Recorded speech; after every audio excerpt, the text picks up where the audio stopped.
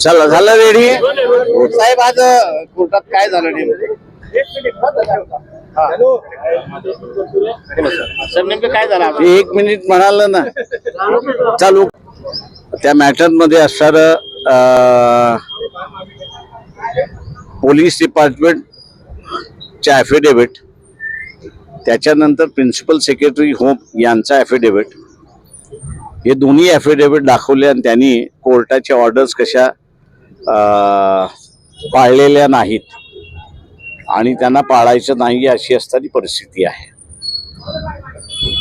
तेव्हा आमच्याकडून असणारं जे झालं त्या 2 गोष्टी झाल्या.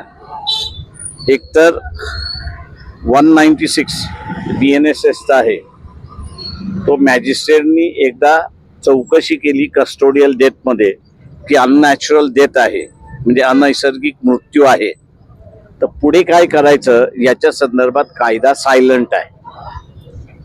केंद्राने सुद्धा त्याच्यात दुरुस्ती केलेली नाही आणि महाराष्ट्र शासनाने सुद्धा दुरुस्ती केलेली नाही. तेव्हा कोर्टाला आम्ही असताना म्हणालो की आपण ज्यांना बोलवतोय त्यांना पॉलिसी निर्णय करण्याचा अधिकार नाही, तर जी काही पॉलिसी केल्या जाते ती पॉलिसी अंमलबजावणी करण्याचा त्यांना अधिकार आहे. दुसरं, पॉलिसी जो ले डाऊन करतो सेंट्रल गव्हर्नमेंटला तर काउन्सिल ऑफ मिनिस्टर्स ही ले डाऊन करतात आणि काउन्सिल ऑफ मिनिस्टर राज्यामध्ये करतात. त्याच्यामुळे हा प्रश्न निकालीच काढायचा असेल तर 2 जणच निकाली काढू शकतात. एकतर कोर्ट स्वतःहून कायद्यामधल्या ज्या त्रुटी आहेत त्या भरून काढू शकतात, त्यांना लेजिस्लेटिव्ह अधिकार आहे अशी परिस्थिती आहे.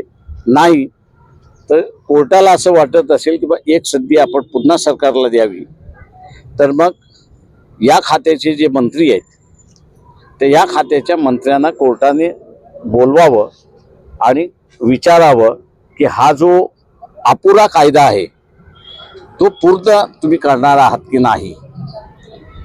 इथपर्यंत झालं आणि हे मॅटर उद्या सकाळी पहिलंच कोर्टाने हिअरिंगसाठी ठेवलेलं आहे. किंवा उद्या काय होतं ते आपण बघू. दुसरा विषय आहे की भारत अमेरिका व्यापाराचा करार झालेला आहे, त्या संदर्भात ते आता हेच जाऊ देत, नंतर सोडून द्या. Thank you sir. हिंदी सर.